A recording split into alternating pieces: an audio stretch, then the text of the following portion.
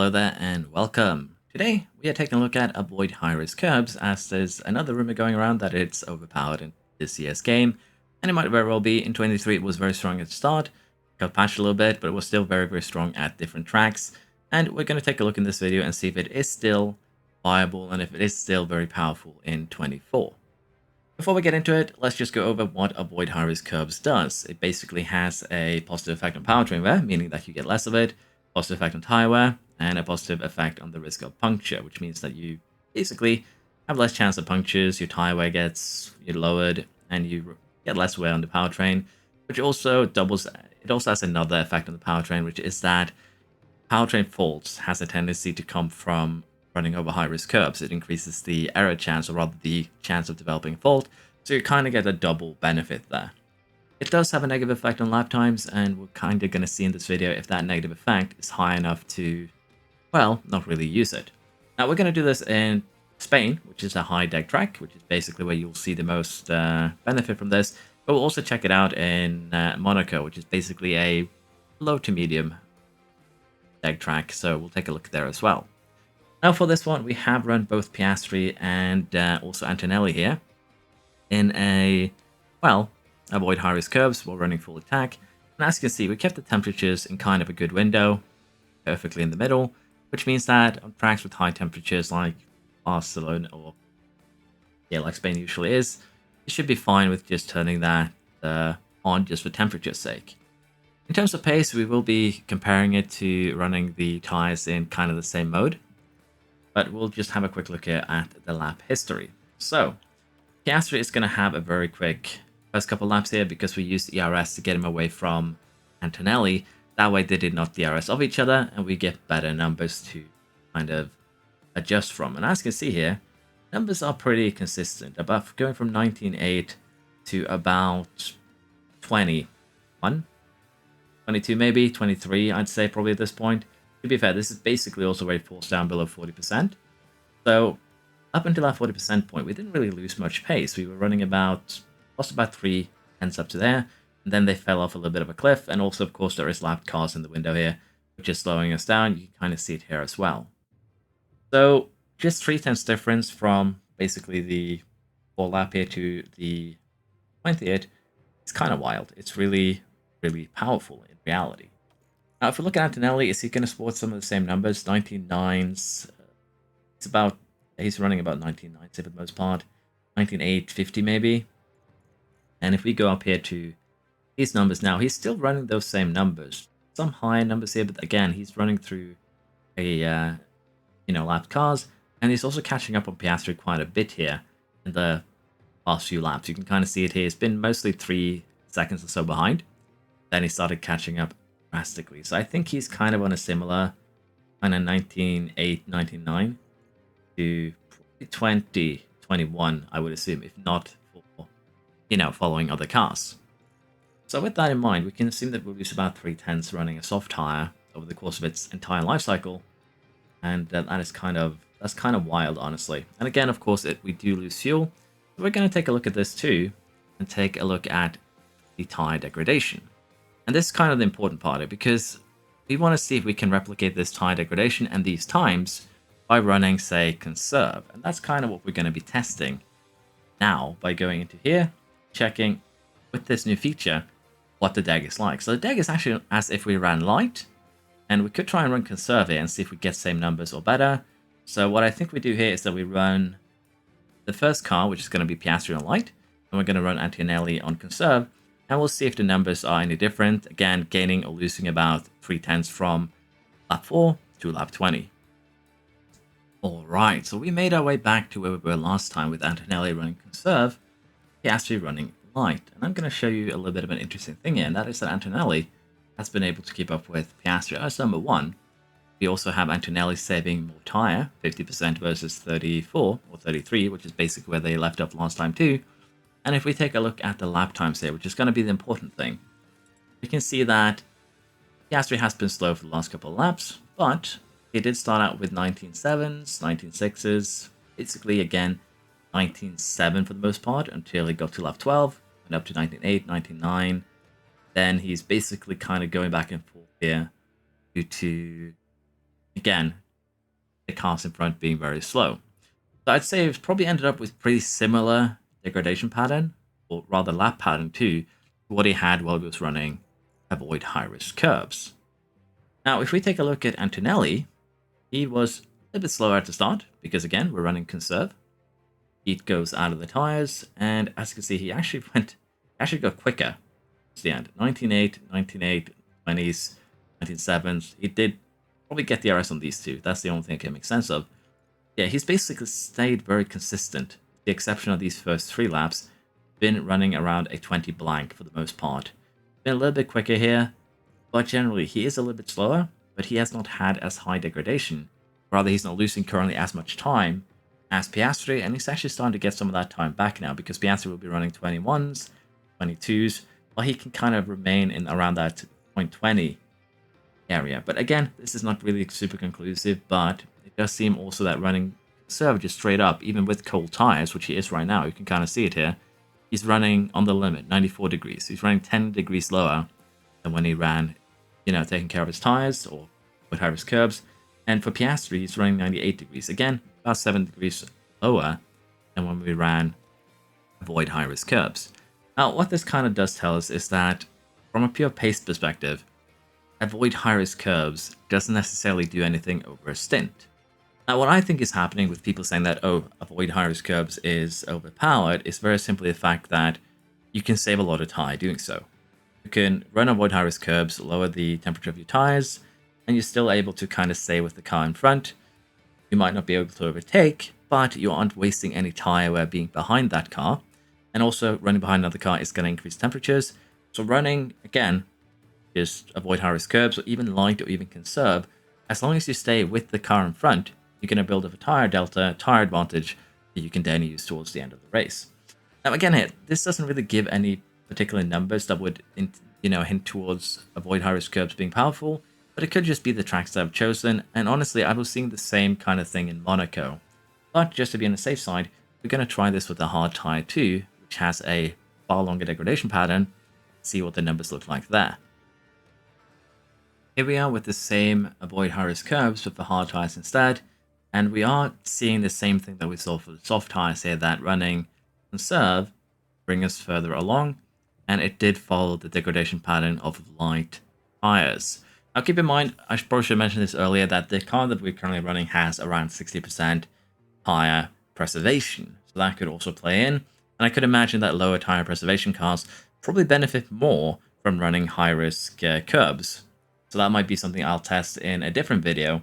But yeah, so far the hard has followed that kind of same line of expectation. If we take a look at the lap history here, we started off running 20.8, then it got quicker as we are losing fuel. And that has actually kind of followed pattern for the most part here towards the end. We're actually quicker now at the end than we were at the start. This is mainly just a result of losing fuel while running the car. For Antonelli here, we can't actually start until lap 11, because up until that point, he was actually running behind a Red Bull. You can kind of see it here. He was switching back and forth. So by lap 11 here, he's doing 22s. Again, he's also fairly stable, and he's also staying around the same, honestly, lap times. But he is getting a little bit quicker, I think. And that shouldn't be too surprising. But basically, yeah, start at 22s, start moving, was getting slightly quicker. And for Piastri here, he just basically is kind of stabilized around here, 22, 23, and then he just gets slowly quicker. He runs basically 20 blanks here, as some of these definitely had a little bit of a DRS boost. Let's see if we get the same thing now if we run Piastri on light and Antonelli on conserve. We might also have a problem with, not overtaking the car in front, but we'll just use the laps from when we get that done. So here we are once again with the run that does not have the avoid high risk curbs. Piastri has been able to follow the light run, and Antonelli has once again been able to actually save a little bit more tire here. Could potentially do a one-stopper onto an aggressive soft if he really, really wanted to. Now, if we take a look here at the lap history again and look at the difference in timings, I'm going to go ahead here and take a quick look. So Piastri has started light, and the lap times here starts at 2.5 and stabilizes at about 2.2 seconds around lap 12. Again, basically because we had to kind of push a little bit, so it kind of starts from here, which isn't the best way to, compare. You know, we didn't do the same for the other one. But similar to the other one, he is starting to lose lap time. He has some faster laps here that definitely had, I'd say, back market DRS. But generally, he too ends up around 19.9, 20 blank, I'd say. Again, most of these laps that I were following had a lot of back markers in them. So really, we can kind of see the trend here being very similar to what we ran while we avoided high-risk curbs. Again, you do get the extra benefit with avoid high-risk curbs of, not getting potential force in your car. So you can say that it's better from that perspective. But if you're planning to run a light strategy, then you might already just be better off running it like usual. So we have the same here really for Antonelli. He had the kind of fight that he had last time. Got away around lap 11. We tuned him down. And he still has some slower laps here, 2.6 before he got up to 2.3. Maintained that and then kind of started to get 20s for the most part. He too had some, lappings here with DRS. But he too stabilized around 20. And honestly, I think he's at 19. I honestly think he's around 20 here. 19.9 maybe, 19.8. And it's probably a result of, again, fuel, but also the fact that he has way more tire than Piastri, even while he is running conserve, and it's getting the tires, once again, on the limit of underheating, while Piastri's been running just about, in the level where we expect temperature. So, if you are running a car that's out front, you can get benefits from running avoid high-risk curbs, but that benefit is mainly just going to be the fact that you minimize the chance of you getting failures on your components. Other than that, it doesn't seem to necessarily be any, bigger benefit. You can run light. It'll basically be the same in terms of degradation, or very close. And you can even run conserve and have a huge advantage in tire towards the end of your stint compared to the other one. And in terms of pace, this is definitely going to be quite a bit slower, again, because of temperatures. But you basically just get that time back when you run because they're lowering fuel. So I wouldn't really recommend doing conserve even though you get more fuel. Light still seems to work fairly well and pretty much the same as running high-risk curbs does. And as I mentioned here, we'll be seeing those same results in Monaco. So let's jump and take a look at what we did in Monaco and how this compares to here. But yeah, generally what I think is just very straightforward. It could be an effect of just me running a car that is too high in terms of tire degradation, tire wear. So we might try and test that out with a different configuration. But for now, let's go to Monaco. We have survived in Monaco on tires that were supposed to go full attack like this for 17 laps until lap 43. Now, in terms of lap times here, we'll take a look and we'll compare. But generally here, we have been running somewhere around the 16, start out with 15.5, 15.6s, basically the first 16 or so laps. After that, we started getting a little bit slower. But generally here, 15.5, rather 15.8. Let's just go with that, 15.7. At the start of the stint, to closer to 16.4s on average, I'd say, in the last 10 or so laps. Of course, this has some variance to the fact that we are lapping us in front. But generally, we are just going to be taking out from that perspective. And for Antonelli here, you can kind of see the same thing. He was just a little bit slower to start off with, 15.8s. And he kept that going for a long time here until we had a little bit of yellow. Generally, he went 15.8 to basically the same thing, 16.4s thereabouts. The exception, of course, the last couple of laps because we have issues with cars being in the way. That's kind of what we're seeing here with Antonelli. Now, if we go ahead and check what we are expected to do on these soft tires, you can see that we have basically ended up somewhere between light and conserve. So what we're going to do now is straight up take a look at conserve. We're going to run the same thing that we have done so far. We'll run conserve instead and see if we survive until lap 43 and also how our lap times are in comparison. And again, remember, we ran basically lap times here that are somewhere between 15.7, 15.8 for Piastri to about 16.4, 16.5 by the end. Let's see if it's the same for conservative tires. So here we are. Again, lap 43 and we ran conserve rather than avoid high-risk curbs. So what has happened? Well, for starters, we have more tire available. We have about 8%, 7 to 8% more. So conserve has been better on the tire front. Secondly, if we go and have a look at the lap times, let us see what we see. So Piastri has been running generally faster lap times, I'd say. For the last 10 laps or so, he had the 16.7, but that is basically an outlier. Basically been running around just about 16 blanks. Let's say that. He's been running 16 blanks for the last 10 laps, including one yellow flag lap. At the start here, we were running pretty much equal to what we did with the initial on Avoid High Risk Kerbs, which honestly is kind of understanding. We push fuel for both of these 2 lap 10, and we also used ERS for the first 3 laps, so understandable that we'd end up with some similar results. And for Antonelli here, he ends up basically around the same thing, 15.8 or so, 15.7 at the start, and as we get closer to the end here, he too has improved slightly. He's not, super quick or anything like that, but he is probably closer to 16.2, 16.3 averages, which again puts him a little bit ahead of the Avoid High Risk Curb strategy. Now, this is in Monaco, which of course is going to give us some most likely different results. Monaco isn't really a high dag track, so I think we're going to test this out at Spain too, maybe with a couple more compounds. But definitely for softs, running high risk curbs doesn't really do much here. You're probably better off running just full on conserve, even with the tires being colder than they were while we were running Avoid High Risk Kerbs.